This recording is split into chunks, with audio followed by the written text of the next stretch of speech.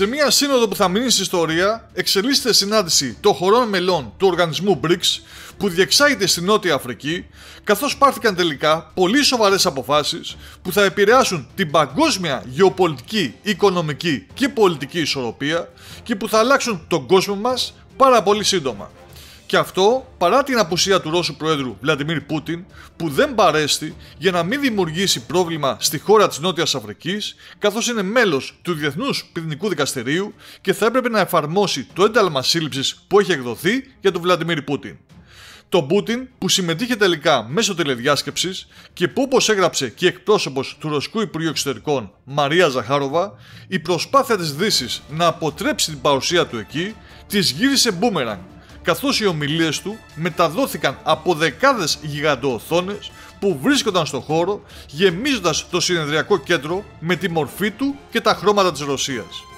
Η μεγαλύτερη είδηση βόμβα λοιπόν είναι η απόφαση των μελών χωρών να αποδεχτούν ως νέα μέλη των BRICS 6 νέες χώρες: την Αργεντινή, την Αίγυπτο, το Ιράν, την Αιθιοπία, τη Σαουδική Αραβία και τα Ηνωμένα Αραβικά Εμιράτα.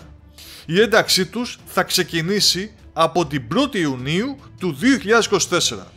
Η απόφαση αυτή για επέκταση των μελών των BRICS χαιρετίστηκε ένθερμα και από τον Ινδό Πρωθυπουργό Ναρέντρα Μόντι, αλλά και από τον Κινέζο Πρόεδρο Σι Τζινπίνγκ, ενώ ο Ρώσος Πρόεδρος Βλαντιμίρ Πούτιν επισήμανε ότι δεν ήταν εύκολο να συμφωνήσουμε για την τελική δήλωση των BRICS συμπεριλαμβανομένου του ζητήματος επέκτασης. Ο πρόεδρος της Νότιας Αφρικής επέδειξε διπλωματική ικανότητα όταν συζητούσε τα θέματα της επέκτασης. Και συνεχίζοντας, πέταξε τη δεύτερη βόμβα, που αν και δεν πραγματοποιήθηκε, φαίνεται ότι οδεύουμε προς τα εκεί. Καθώς είπε, το θέμα του κοινού νομίσματος των BRICS είναι πολύ περίπλοκο, αλλά θα κινηθούμε προς αυτή την κατεύθυνση. Αλλά ας δούμε αναλυτικότερα κάποια από αυτά που είπε ο Ρώσος Πρόεδρος.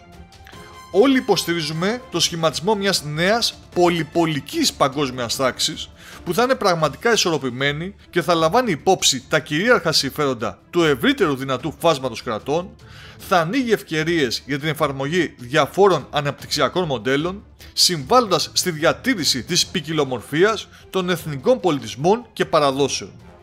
Θέλω να σημειώσω ότι οι BRICS δεν ανταγωνίζονται κανέναν, δεν αντιτίθεται σε κανέναν.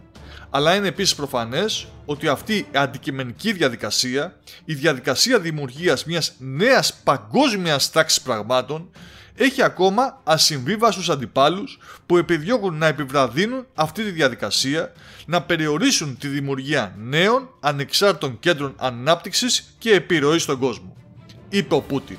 Αλλά παρόλο που τόνισε ότι οι BRICS δεν ανταγωνίζονται κανέναν, η αλήθεια είναι ότι οι εξελίξεις αυτές δείχνουν ότι η επιρροή και κυριαρχία της Δύσης κλονίζεται, καθώς όπως είπαν τα μέλη των BRICS, το ΑΕΠ της Ένωσης θα είναι 37% του παγκόσμιου ΑΕΠ σε όρους ισοτιμίας αγοραστικής δύναμης, οι BRICS θα αντιπροσωπεύουν το 46% του παγκόσμιου πληθυσμού και ακολούθως ήρθε και η τρίτη είδηση βόμβα.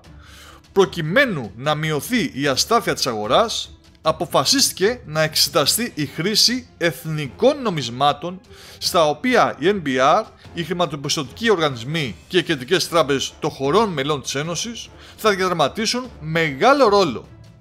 Και αν αυτό δεν είναι παγκόσμιος γεωπολιτικός και κυρίως οικονομικός σεισμός, τότε τι είναι?